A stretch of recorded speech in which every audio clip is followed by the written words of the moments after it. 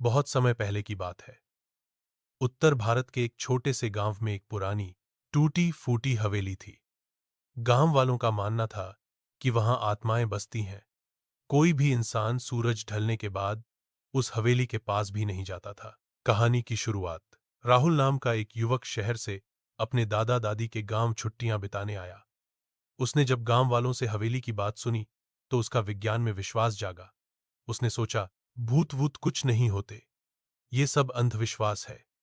उसने ठान लिया कि वह रात में उस हवेली में जाएगा। रात का समय। अगले दिन आधी रात को राहुल टॉर्च और कैमरा लेकर हवेली में पहुंचा। हवेली के अंदर घुप अंधेरा था। चारों ओर मकड़ियों के जाले और धूल जमी हुई थी। राहुल धीरे धीरे हर कमरे की फोटो लेने लगा।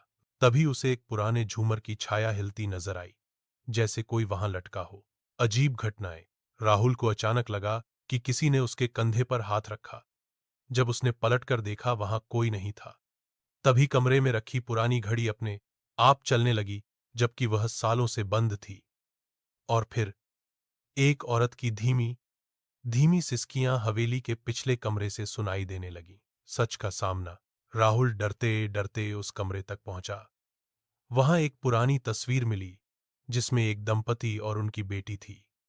गांव वालों ने बाद में बताया कि हवेली के मालिक ने लालच में आकर अपनी ही पत्नी और बेटी को मार दिया था, और तब से उनकी आत्माएं वहां भटक रही हैं। अंत। राहुल किसी तरह भागकर हवेली से बाहर आया और अगली सुबह गांव छोड़ दिया। जाते जाते वह सिर्फ एक बात कह सका, जो आंखों से न दिखे वो भी सच हो सकता है। सीख। कुछ रहस्य ऐसे होते हैं जिन्हें जानना हमारी हिम्मत से बाहर होता है।